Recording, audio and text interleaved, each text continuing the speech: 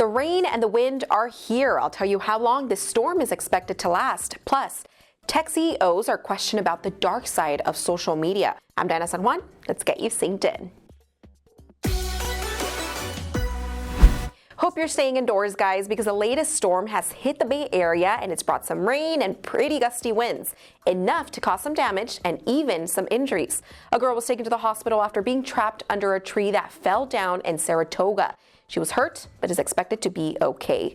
Now, this round of rain and wind is supposed to last through Wednesday and into Thursday morning. Here's meteorologist Vianey Arana with some details.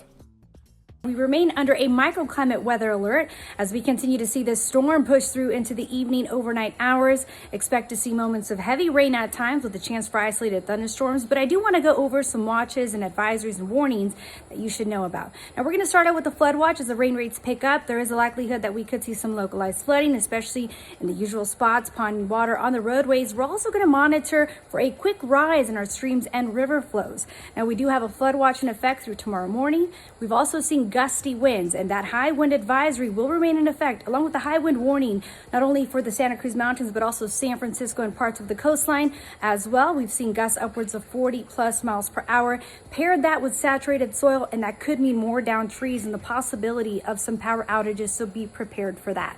Stay up to date with the weather in your area by going to NBCBayArea.com/weather and download our free NBC Bay Area app to get alerts straight to your phone.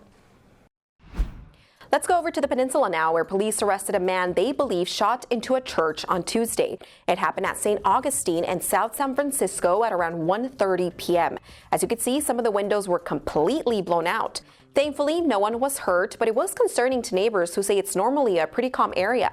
Surveillance camera from a home nearby caught the sounds of 18 shots. Take a listen.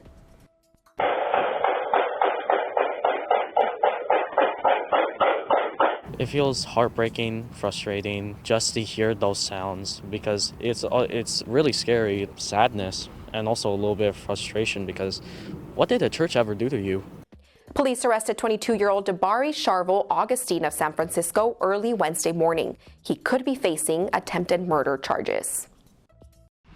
We've been reporting on parents' concerns of the effects of social media on children and teens, and on Wednesday, CEOs of social media companies, including Meta, TikTok, and X, were grilled by the Senate. Mark Zuckerberg even offered an apology. Lawmakers and children's advocates highlighted the dangers of social media, saying kids are often exposed to sexual predators, addictive features, and content that can often lead to eating disorders and even suicide. And they say companies aren't doing enough to protect them. Meanwhile, Meta is being sued by dozens of states that say it knowingly designs features on Instagram and Facebook that addict children to its platforms. For more of this story, go to NBCBayArea.com.